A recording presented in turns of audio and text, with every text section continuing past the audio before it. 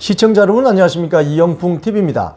20년 전이죠. 2004년 경남 밀양에서 여중생 한 명을 40여 명이 집단 성폭행한 사건이 있었습니다.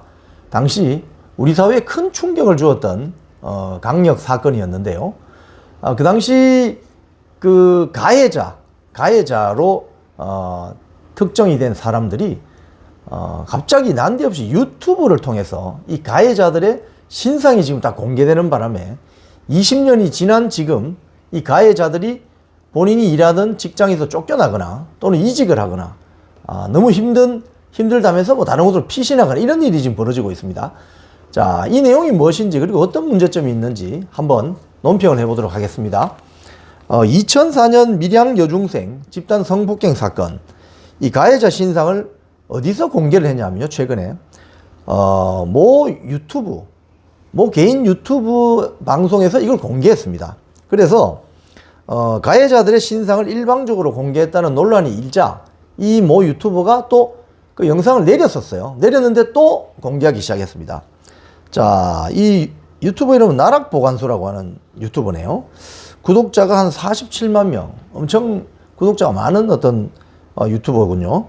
자, 여기에 밀양 사건에 대한 해명이라는 글도 올리기도 했는데, 피해자 여동생이 제보를 받고 영상을 올렸는데 업로드를 한 다음에 피해자 여동생이 영상을 내려달라고 해서 뭐 또 영상을 내렸다가 나쁜 사람은 벌을 받아야 하니 공론화시키는 쪽이 맞다 뭐 이러면서 또 영상을 올렸다가 내리고 다시 또 올리고 뭐 이런 일들이 지금 벌어지고 있는 것 같습니다.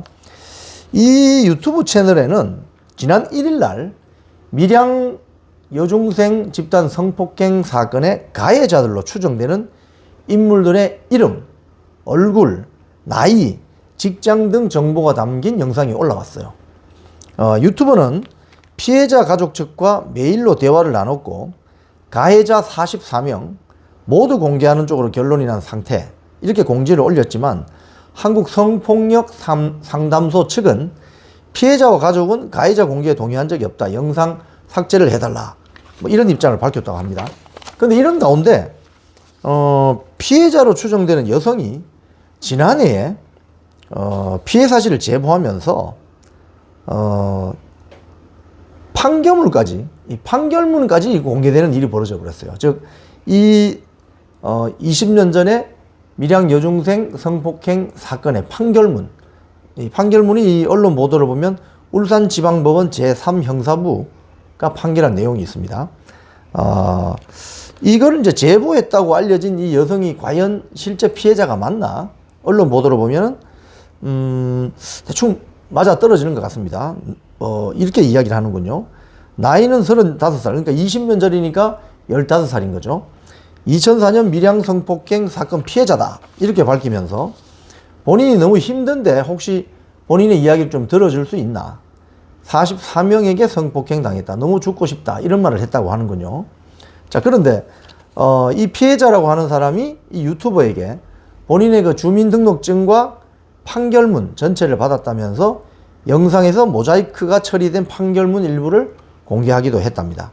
네, 지금 이 유튜버는 한국 성폭력 상담소에 따르면 이 유튜브 나락보관소가 2004년 밀양 성폭행 사건 피해자 동의를 구했다는 것은 사실이 아니다 라고 밝혔고요. 그래서 이 나락보관소는 그 해당 영상을 삭제하고 채널명을 변경하는 등 유튜브 계정 폐쇄 조치에 들어갔는데, 그래서 이제 신상 공개를 멈추는 것 같았는데 갑자기 하루 만에 다시 복귀해서 다시 가해자 신상 공개라든지 판결문을 공개하고 있는 상황입니다. 자, 20년 전에 벌어진 이 사건은 사법 체계 범위 내에서 이미 가해자들에 대한 판결을 통해서 가해자들에게 어떤 엄벌이 내려진 상태입니다. 그리고 20년 사이에 2004년 이후에 20년, 지금까지 20년이 있잖아요.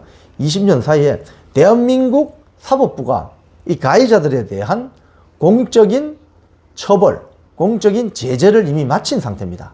그렇기 때문에 아무리 이 사건의 어떤 피해 정도 또는 이 사건의 어떤 잔악성, 그리고 잔인성, 악랄함, 있다 하더라도 공식적인 대한민국 사법체계 내에서의 처벌을 받고 사법적인 조치가 끝난 사안에 대해서 유튜브를 통해서 그들의 신상이나 이런 게 공개가 되는 것은 이건 어떻게 보면 사적 보복, 사적 제재 이런 비판을 받을 수가 있습니다. 그래서 가령 지금 성폭력